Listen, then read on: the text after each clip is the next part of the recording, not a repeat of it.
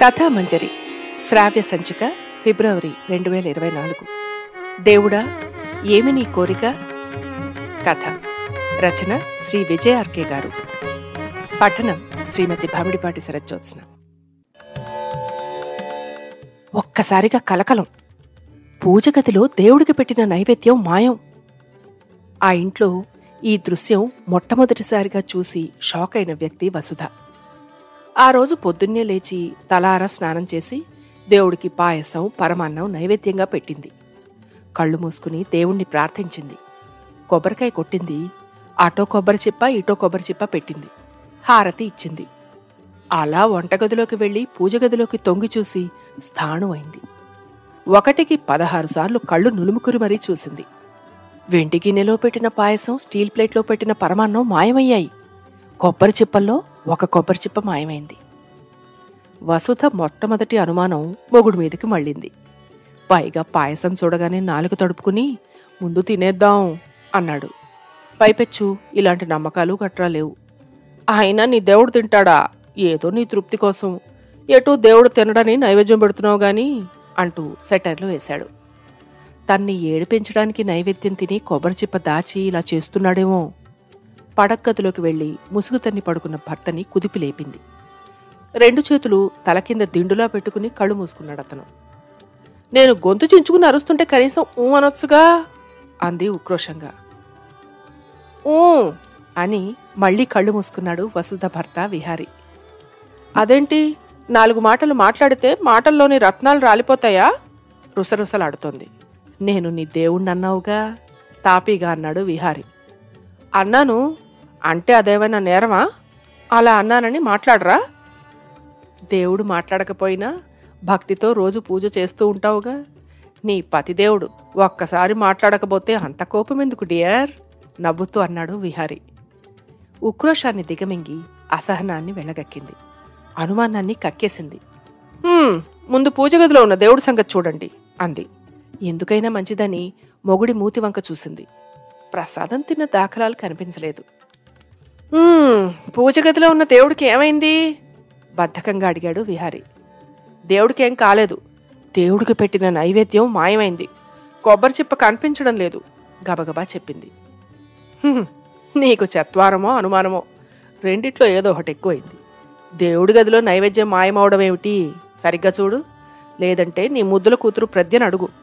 పొద్దున్నే ఎవరైనా అమ్మా ఆకలి అని వచ్చుంటే పోన్లే పాపం అని వాళ్ళకి పెట్టేసిందేమో. అసలే జాలిగుండె. కూతుర్ని ముద్దు చేస్తూ అన్నాడు విహారి. వెంటనే మొగుడు ముద్దుగా కూతుర్ని పొగిడి చెప్పిన స్కూల్కి రెడీ అవుతున్న ప్రజ్ఞ దగ్గరికి వెళ్లి అనుమానంగా అడిగింది. లేదు మమ్మీ చెప్పింది 6 ఏళ్ల కూతురు ప్రజ్ఞ. కూతురు అబద్ధం చెప్పదని తెలుసు. అందుకే ఈ పని ఎవరు చేసి ఉంటారా అని మళ్లీ ఎంక్వైరీ మొదలుపెట్టింది. వసుధ అనుమానం కొత్తగా చేరిన పని మనిషి కుసుమ మీదకు మళ్ళింది. కిచెన్లో అంట్లు తోముతున్న కుసుమ దగ్గరికి వెళ్ళింది. అటువైపు తిరిగి అంట్లు తోముతోంది ఆమె. కుసుమ అని పిలిచింది.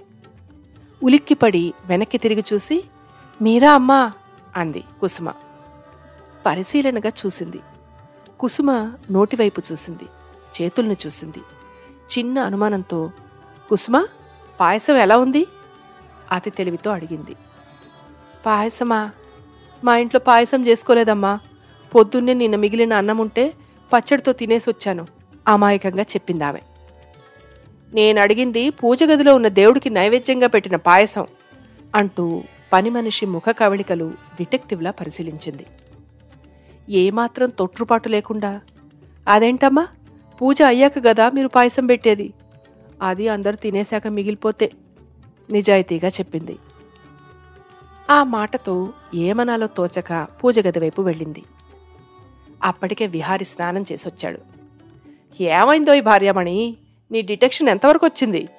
నవ్వుతూ అడిగాడు భార్యని. అసలే నైవేద్యం ఏమైందని నేను బుర్రబద్దలు కొట్టుకుంటుంటే మీ సెటర్లేమిటి?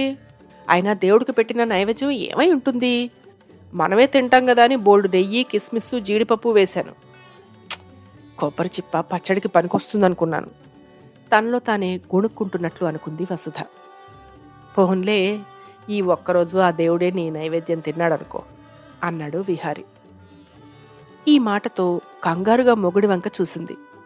నవ్వుతూ అన్నా ఇది నిజం కాదు కదా అన్నట్టు చూసింది. ఈ నైవేద్యం మాయమైన మిస్టరీ అంతు చూసే వరకు తనకి నిద్ర పట్టదు. దీని అంతు తేల్చాల్సిందే అనుకుంది. ఈలోగా కూతురు రెడీ అయింది. పూజ గదిలోకి వెళ్లి దేవుడికి మొక్కుకుంది. రోజు దేవుడికి మొక్కుకునే పడికి వెళ్తుంది. దేవుడితో అన్నీ చెప్పుకుంటుంది ప్రద్య. దేవుడు తన మాటలు వింటున్నట్లు ఫీల్ అవుతుంది. పని మనిషి వెళ్ళిపోయాక, కూతురు బడికి, మొగుడు ఆఫీస్కి వెళ్ళిపోయాక మరోసారి పూజగది మొత్తం అణువణువు శోధించి గాలించింది. దీని సంగతి తేల్చాల్సిందే అనుకుంది. మర్నాడు ఎప్పుడు తెల్లవారుతుందా అని ఎదురు చూసింది. తెల్లారగానే పాయసం చేసింది. పాయసంలో ఈసారి జీడిపప్పు తగ్గించింది. చిన్న కొబ్బరికాయ కొట్టింది. పరమాన్నంలో బెల్లము పాలు తగ్గించింది. పూజగదిలో పెట్టి తలుపులు వేసి దూరంగా వెళ్లి నిలబడింది. వసుధ దృష్టి అంతా పూజగది మీదే. 10 నిమిషాల వ్యవధి తర్వాత భర్తను లేపి పూజగది తలుపులు తెరిచి చూసి స్థాణువైంది. ప్రసాదం లేదు. పరమాన్నం, పాయసం, కొబ్బరి చిప్ప మాయం. ఈసారి భయంగా భర్త వైపు చూసింది. ఏమిటండి ఇది? వేసిన తలుపులు వేసినట్టే ఉన్నాయి. నైవేద్యం ఏమైంది? భయంగా అడిగింది. అప్పుడెప్పుడో వినాయకుడు పాలు తాగినట్టు పూజగదిలో దేవుడు నైవేద్యాన్ని స్వీకరించాడేమో నీ భక్తికి మెచ్చి. నవ్వుతూ అన్నా సీరియస్గా ఆలోచిస్తూనే ఉన్నాడు. అతనికి మిస్టరీగానే ఉంది. నిజంగానే నైవేద్యాన్ని దేవుడే తిన్నాడంటారా? అయినా దేవుడు తినడమేమిటి? తనలో తనే గొణుక్కుంటున్నట్లు అంది వసుధ. అయితే ఓ పని చేద్దాం. పూజగదిలో సీసీ కెమెరా పెడదాం. అప్పుడు కరెక్ట్గా తెలుస్తుంది సాలోచనగా అన్నాడు విహారి. వెంటనే ఆచరణలో పెట్టింది వసుధ. సీసీ కెమెరా పూజగదిలో ఫిక్స్ అయింది. దేవుడు అపార్థం చేసుకుంటాడేమో చెంపలు వేసుకుంటూ అంది వసుధ.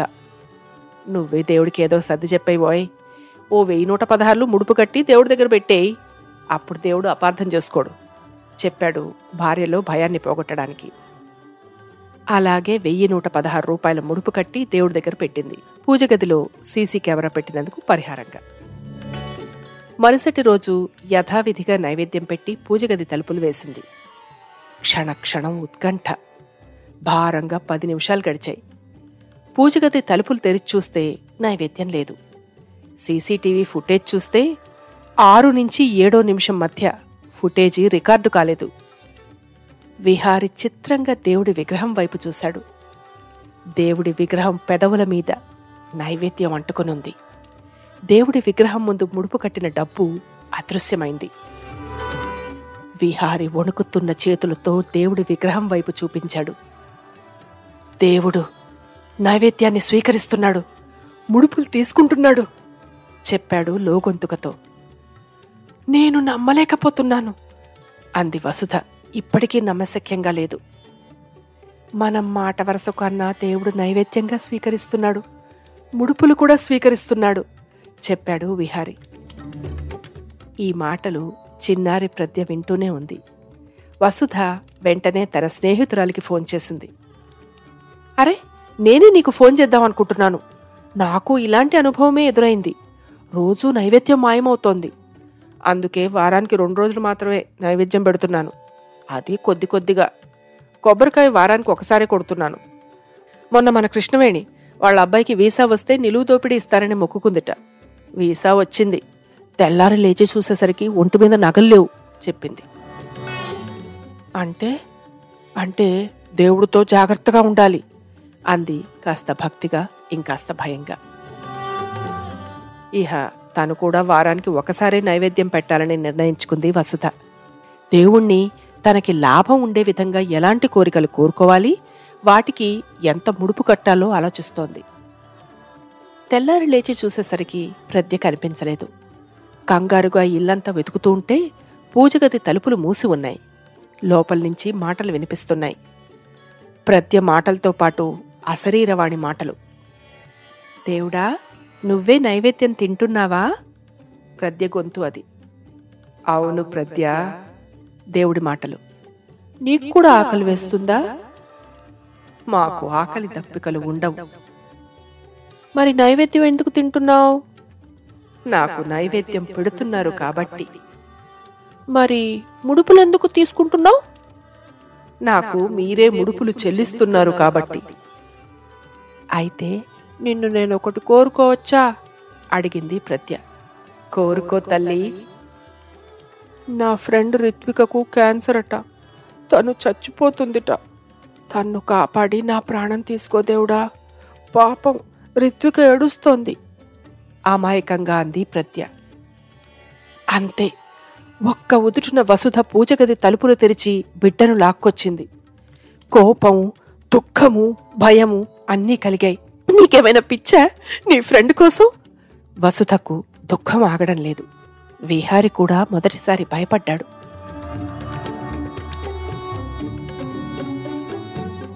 ఒక అద్భుతం జరిగినట్లు రిత్విక కోలుకుంది. దాంతో వసుధలో భయం మొదలైంది. దేవుడా, నా బిడ్డ తెలియక మొక్కుకుంది. కావాలంటే నా ప్రాణం తీసుకుని నా బిడ్డని బతికించు. వసుధ దేవుడి ముందు మోకరిల్లింది. మొదటిసారి విహారి దేవుణ్ణి వేడుకున్నాడు. నా భార్యని బిడ్డని బతికించి నా ప్రాణం తీసుకో అని. ఆ రాత్రి అంతా నిద్రలేదు. కళ్ళు తెరిచేసరికి తెల్లవారింది. తన బిడ్డ బతుకు తెల్లారిందా? భయంతో పక్కలో చూస్తే కూతురు లేదు. పూజగది తలుపులు వేసి ఉన్నాయి. కూతురి మాటలు వినిపిస్తున్నాయి. దేవుడు, నువ్విచ్చిన మాట నిలబెట్టుకున్నావు. నా ప్రాణం తీసేసుకో. మా అమ్మా నాన్నలు ధైర్యంగా ఉండేలా చూడు. చిన్నారి ప్రత్య వేడుకుంది. ప్రత్య పెట్టిన నైవేద్యం అలాగే ఉంది. పొద్దున్నే తన కోసం తల్లి ఇచ్చే అరటిపళ్ళు దేవుడికి పెట్టిందామె. అవి అలాగే ఉన్నాయి. చిట్టి తల్లి, భక్తులు మొక్కుబడిగా దేవుడు తినడం లేదన్న ధైర్యంతో నైవేద్యం పెడుతున్నారు. నేను తింటానని తెలిసాక నైవేద్యం పలుచబడింది. స్వార్థంతో మొక్కుబడిగా పెట్టే నైవేద్యం నేను స్వీకరించి ఏం చేస్తున్నానో చూడు. దేవుడు ప్రత్యకు దివ్య దృష్టి ప్రసాదించాడు. దేవుడు కొన్ని వేల మంది పేదలకు, అనాథలకు ఒక తేజస్సు మూర్తీభవించిన సాధువు రూపంలో అన్నదానం చేస్తున్నాడు. భక్తులు పెట్టిన నైవేద్యం అన్నార్తుల ఆకలి తీరుస్తోంది. భక్తుల ముడుపులు, మొక్కులు లేమితో ఉన్నవారికి చేరుతాయి. భలే భలే, నువ్వు మంచి దేవుడివి.